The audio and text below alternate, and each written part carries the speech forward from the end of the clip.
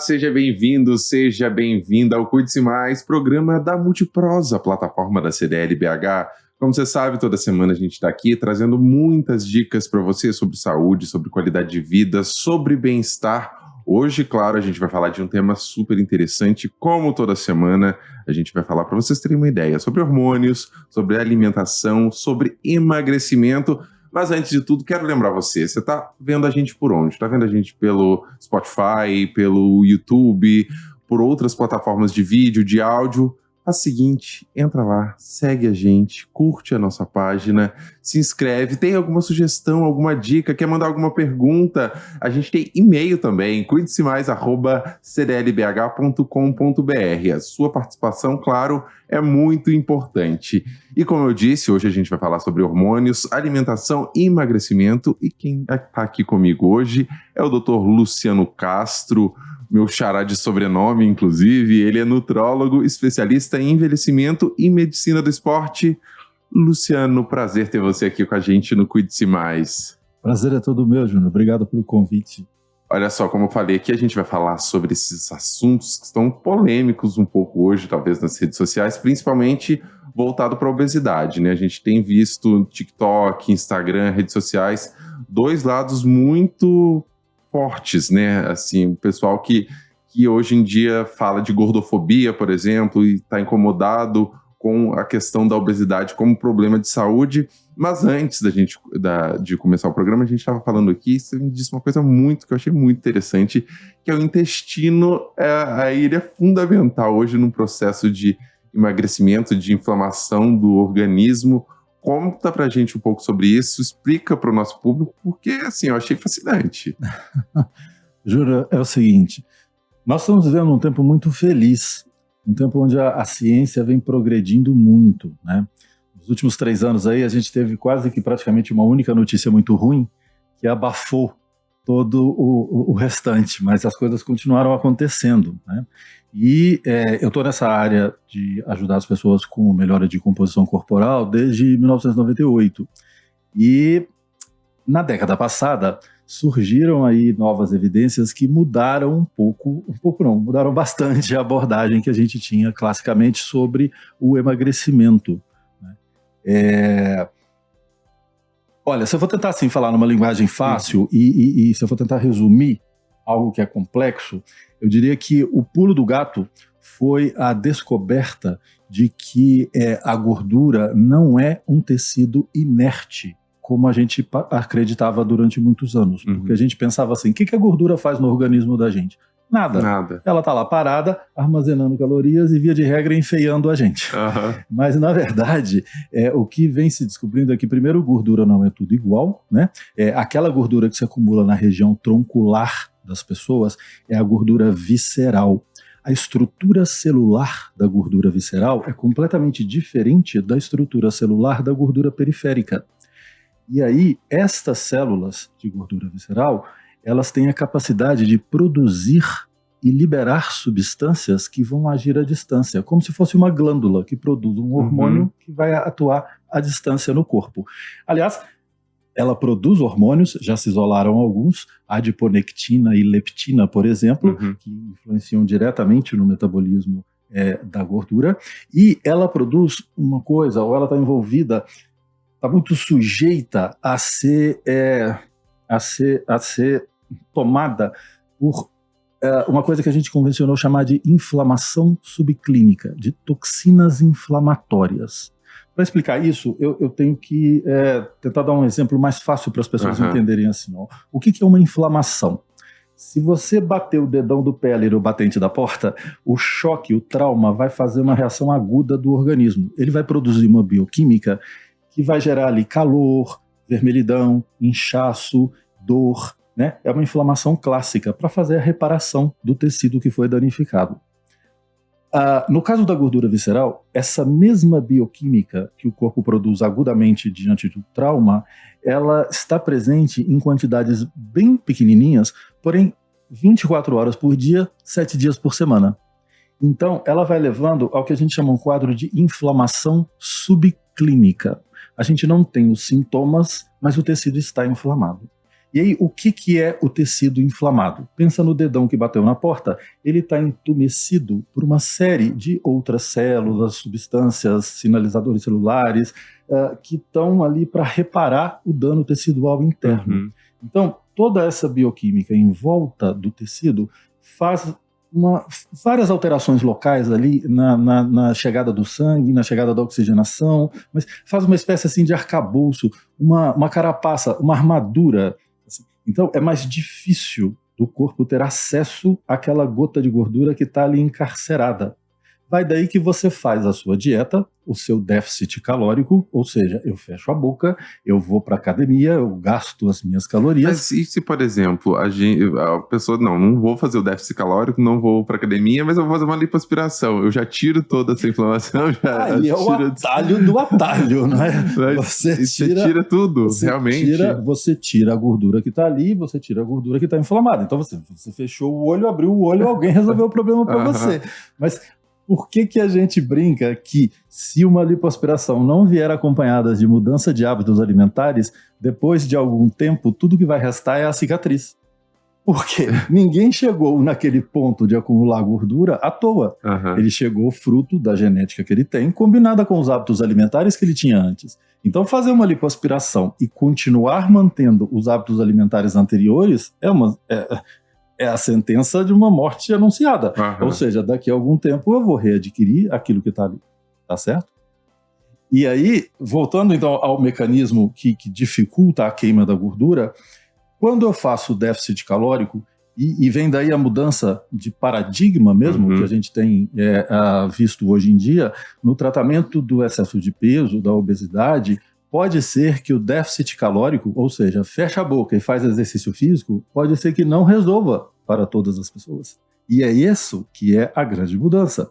Porque se houver a presença dessas complicações metabólicas, desta inflamação subclínica ao redor ali do tecido, vai ficar fisicamente mais difícil que o corpo metabolize aquelas células que estão envolvidas ali naquela inflamação. Então a gente começa a queimar massa muscular, a gente começa a queimar outros tipos de gordura e aquela ali vai ficando para trás. Aliás, quem nunca fez uma dieta e percebeu que essa região aqui não vai. É a última que vai embora. Levanta a mão aí. Não é? É por isso. E aí, isso muda tudo na abordagem do tratamento. Por quê? Mas daí, a gente vai chegar lá, eu sei, dentro do intestino, mas a pessoa consegue diagnosticar isso sozinha ou ela precisa de um médico, de um profissional, né? Porque não tem como ela saber. Mesmo ela... podem ter outras questões além disso também, né? A inflamação clássica, você percebe, tá quente, tá inchado, tá dolorido, mas a inflamação subclínica, ela passa desapercebida. Ela, para ser diagnosticada, você precisa fazer testes sanguíneos, uma amostra de sangue, pesquisando as substâncias corretas, você identifica que está acontecendo aquela inflamação, que vai levar a uma série de alterações metabólicas no organismo inteiro. E uma delas, a dificuldade da queima da gordura. Não é um impeditivo absoluto. Se fosse, a gente já teria descoberto isso há mais tempo, entendeu? Então o que eu estou dizendo aqui? Se o déficit calórico que você fizer for assim, imenso, for sobre-humano, você vai acabar vencendo esse mecanismo e vai emagrecer. Então, por isso que se chegou a essa realidade atual de dietas cada vez mais restritivas, de pessoas que, 4, 5 horas por dia na academia, tá morando lá dentro, para conseguir vencer isso. E essas dietas, você tá falando, tem essa dieta cetogênica, dieta paleo, e tem muitos os jejuns também, né? Jejum, que a pessoa fica um dia, fica 16, 12. Eu vou te falar que eu já fiquei 3 dias de jejum já, acompanhado aí com uma nutricionista. Motivo religioso? Não, foi só para emagrecer mesmo. Foi só para emagrecer mesmo. A gente foi fazendo uma graduação aí, eu queria até que você comentasse também a respeito disso um pouco. Então, olha só, funciona. Mas me permita classificar a tratativa de uma dieta para emagrecimento, vamos classificá-las em 2 grandes grupos. Existem as dietas de exceção e existe a dieta de reeducação. Qual é a diferença? A dieta de reeducação é aquela que te coloca usando os alimentos com os quais você cresceu. Então, aquilo que a sua mãe te ensinou a comer, aquilo que você gosta, aquilo que está na sua cultura, aquilo que faz parte do seu dia a dia, sabe? É o meu arroz com feijão, é o meu pão de sal, é o meu macarrão no domingo, ok? As dietas de exceção são diferentes, são distintas. Você não come para atender o seu gosto pessoal ou a sua questão social. Você come para gerar o emagrecimento. Então é aquela coisa completamente estranha que, em tese, deveria ser temporária, certo? E essa é a grande queixa da dieta de exceção, porque ela não te ensina um hábito novo sustentável. O dia que eu chegar aonde eu quero, ou o dia que eu desistir porque eu não estou aguentando, se eu voltar para o padrão alimentar anterior, a minha genética, mais aquele padrão que eu estava, vai me levar de novo no ponto que eu estava. A dieta de reeducação tem a vantagem de, além de gerar o emagrecimento, te educa a criar o hábito para não engordar de novo depois. Eu não sou contra as dietas de exceção, elas têm a sua utilidade. Porque às vezes a pessoa precisa perder tanto peso que você vai na dieta de reeducação e chega uma hora que o corpo passa a resistir à dieta de reeducação. Por quê? A gente tem que entender que toda dieta é uma agressão ao corpo. Você, de repente, do nada, virou para ele e falou assim: acabou a comida, viu? Se vira. Ele tem que queimar parte dele mesmo para poder continuar vivo. E essas dietas também, por exemplo, para um artista, um ator que vai fazer um filme, um esportista, elas são importantes, né? Eles fazem muito esse tipo de dieta, é muito comum. É um resultado rápido, mas que exige um segmento imediato importante. Via de regra, são tratativas que demandam uma logística muito bem construída e demandam um preço mais alto, tá certo? Falando em preço, inclusive, uma outra coisa que eu quero aproveitar, porque eu lembrei aqui agora, é porque hoje em dia estão vendendo aquelas injeções, Saxenda, Ozempic, que ajudam também, talvez, na compulsão alimentar. Eu não sei como é que médica. Sem prescrição médica. Caríssimas, né? Mas elas estão... Eu vi outro dia, falando no jornal, inclusive, que as pessoas estavam procurando, as pessoas que precisam, que têm diabetes, não estavam encontrando, porque todo mundo está comprando. Exato. O que aquele tipo de medicamento faz? Diminui a fome. Então, isso está calcado ainda naquela máxima que, para emagrecer, simplesmente é uma conta matemática. Você precisa comer menos. E isso vai resolver para todas as pessoas. Vamos deixar claro uma coisa.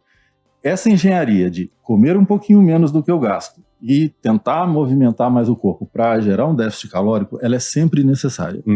O que eu disse aqui agora há pouco é que, com a presença, com a instalação de determinadas complicações metabólicas à custa da presença, principalmente da gordura visceral, esse déficit calórico deixa de apresentar os resultados que apresentava anos atrás.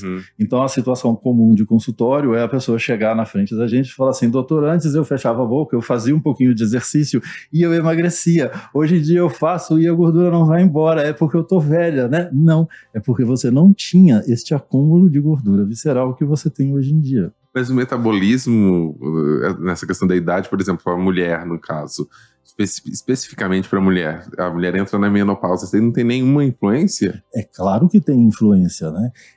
Até porque os hormônios, eles estão ali para sinalizar reações, então é da natureza, é do desenvolvimento da espécie da gente chegar numa determinada etapa da vida onde o metabolismo vai se desacelerando normalmente.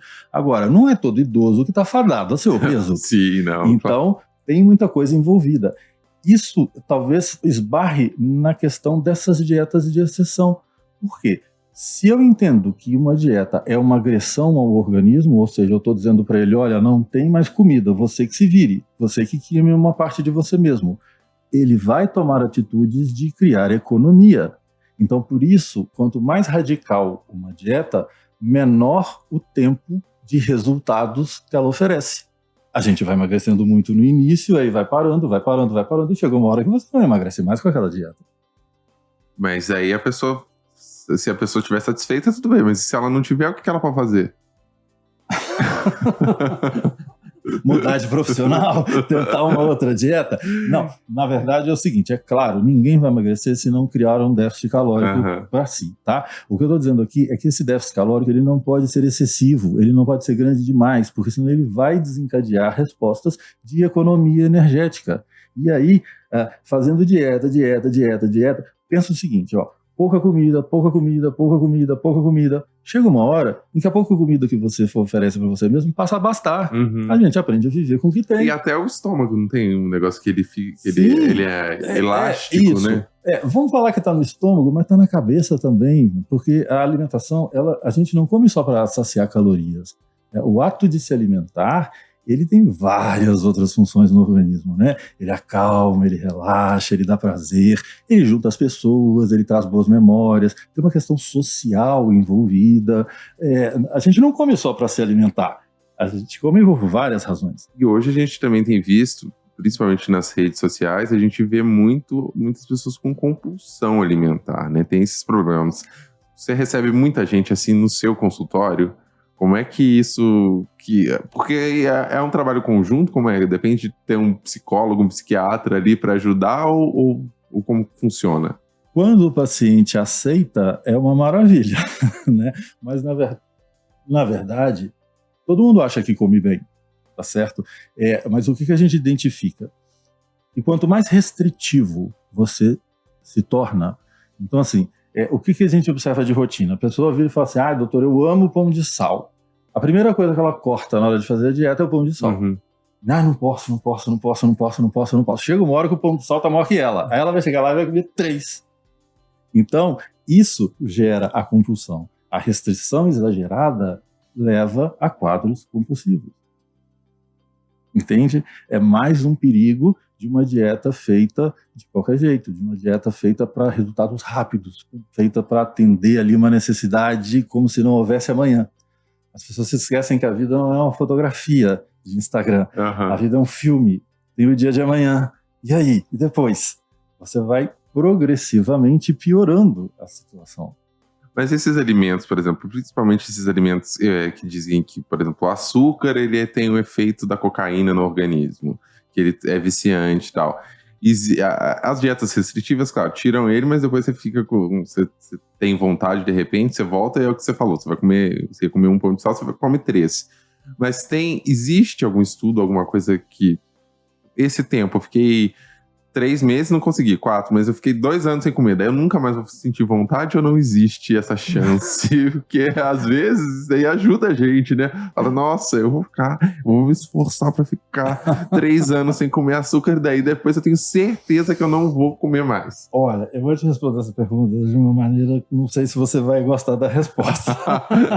Olha, cada ser humano é um universo em si. Você não pode generalizar. Aquilo que funciona para uma pessoa funciona para outros. E a vida é muito dinâmica, ela oferece muitas possibilidades e muitos momentos distintos. Hoje tá tudo bem, amanhã eu tô estressado. Hoje tá tudo bem, mas amanhã eu tô tenso. Não, mas eu fiz essa pergunta também porque é uma coisa que eu jogo com todo mundo, café. Eu falo para as pessoas, fique 5 dias tomando café sem açúcar, depois você acostuma. E eu acho que super dá certo. Super dá certo. Vamos deixar claro que uma coisa é uma dependência química, tá certo? Você tira aquilo alguns dias e você não mais precisa daquilo. Mas os primeiros dias são terríveis, depois melhora. Mas existe a dependência psicológica. Por quê? Durante anos e anos, ou muito, muito tempo, eu sei que no momento que eu tava assim, naquele desânimo, naquela coisa, eu ia lá e tomava um café e uau, dava aquele up. Então, ok, hoje eu tô resistindo, mas amanhã eu vou lá e vou fazer isso. E é lícito, porque a gente vive num mundo muito difícil, né? Com muitos problemas. E a comida é uma das grandes fontes de prazer. Ela é acessível, ela é barata, ela tá para todo mundo. Então a gente tem direito a comer também pelo prazer, entendeu? Então isso passa muito pela questão das escolhas de vida da gente e a que a gente decide se submeter e por quê. Porque aí vem a minha pergunta, para que a dieta? Por que eu precisava emagrecer esses 2, 3 quilos aí? Uma coisa é uma pessoa que está tomando conta de si para ficar ali num ponto ok, fit. Outra coisa é obesidade, doença. É muito diferente. Falando nisso, era um assunto que até já tinha comentado aqui antes do programa começar. Eu não sei bem se é uma associação, se é um sindicato, e também não sei, na verdade, gente. Olha o jornalista aqui meio mal informado, mas que quer mandar um pedido à Organização Mundial da Saúde para tirar a obesidade de doença. Tirar ela dessa categoria por conta da gordofobia, por conta desse preconceito que muitas vezes as pessoas gordas sofrem. Isso aí né? Desculpa, no meu ponto de vista, isso é um retrocesso. Olha, uma coisa é a gente lutar para que o ser humano seja respeitado na sua condição de vida, ok? Agora, a questão da obesidade é doença. E o pior, ela é crônica, ela é progressiva e ela é fatal. Aí você vai dizer para mim assim, mas tem um fulano que é gordo e tem as taxas todas super legais, super controladas. Hoje, daqui a 10 anos, daqui a 15 anos, a gente vê daí o fulano tem 20 anos, né? Quando a gente acompanha no consultório, você vê, se não deu ruim ainda, vai dar. E eu estou anunciando para você que essas toxinas inflamatórias que dificultam a queima da gordura mediante o déficit calórico, se fosse só isso que elas fizessem, estava bom, mas elas estão envolvidas na patogênese, elas estão envolvidas no surgimento de quase todas, se não todas, as doenças crônico-degenerativas. Alguém já se perguntou, porque todo mundo sabe que uma pessoa com excesso de peso corre o risco de desenvolver pressão alta, diabetes, colesterol, triglicérides, que vai levar a infarto e AVC, e mais modernamente as doenças neurodegenerativas, Alzheimer, demência, Parkinson, ansiedade, também estão associadas à questão do excesso de peso. Esse mecanismo de evolução vem da presença de algo que o tecido gorduroso produz e secreta, que está envolvido nessa história da inflamação subclínica. Então, de alguma maneira quase sarcástica, o universo pegou aquilo que antes era um luxo, uma vaidade, uma preocupação desmedida e tornou isso sinônimo de longevidade saudável. Porque hoje em dia, para você viver bem, viver melhor, viver mais e chegar lá na frente sem as doenças, é muito importante que você não tenha excesso de gordura visceral. Então, aquela pochete, todo mundo tem que dar tchau para ela. Por favor, de preferência. Não é só te deixar mais feio, ela te deixa menos saudável. E aí, isso daí, assim, a gente vai ter que trabalhar, com esse déficit calórico você não consegue, a gente vai trabalhar de forma multidisciplinar aí, talvez com mais de um profissional até, né? Sim, eu diria que a gente precisa entender que a abordagem do excesso de peso, ela transcende a questão de gerar um déficit calórico. É só isso. Por quê? Parece que até então ninguém nunca tinha pensado que a simples presença de um tecido gorduroso no organismo da gente, que a princípio não estava ali, começa a estar envolvido na gênese do desenvolvimento de substâncias que vão ir lesionando o organismo da gente aos poucos. Então, qual que é a necessidade aqui? É ficar bonito? É cuidar da estética? Não somente. E nem acho errado cuidar da estética, tá? Porque é saúde mental. Lógico. As pessoas sofrem muito por causa de ainda mais no mundo de telas hoje, né? Tá todo mundo virou celebrity, né? Todo mundo quer aparecer em algum vídeo. Então, o padrão, e é muito curioso isso, né? O padrão de beleza da gente vai contra tudo o que está acontecendo no mundo. As pessoas todas estão engordando e, a cada vez mais, a gente vai ficando com baixa estima por causa disso. Então, isso vai afetando os comportamentos. Autoestima é uma coisa que está presente em todas as atitudes da vida da gente. Olha só, primeiro, a gente está terminando o nosso programa, só que eu vou dar um recado aqui pro pessoal e depois a gente vai vir com os seus dizeres finais aí, de repente trazer alguma sugestão pro pessoal que está acompanhando a gente, dar dicas sobre saúde, sobre emagrecimento, sobre o nosso assunto de hoje. Mas agora eu quero falar com você. Tudo bom com você? Toda semana eu pergunto aqui uma coisa para você. Você tem um plano de saúde? Sua família tem um plano de saúde? Você tem uma empresa? Os seus colaboradores têm um plano de saúde? Você tem um plano de saúde para eles?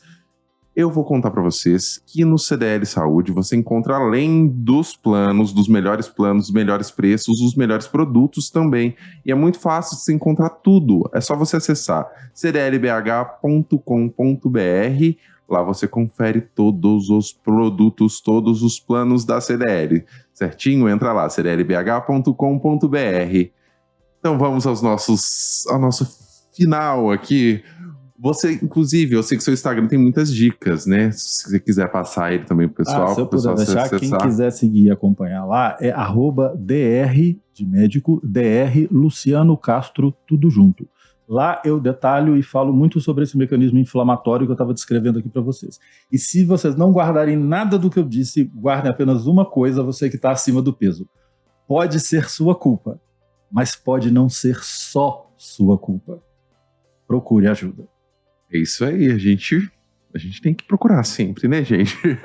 Muito obrigado, Luciano, mais uma vez, pela sua participação aqui com a gente. Muito obrigado a você que acompanhou a gente aqui. Semana que vem a gente está de volta e não esqueça, cuide-se mais. Tchau, tchau.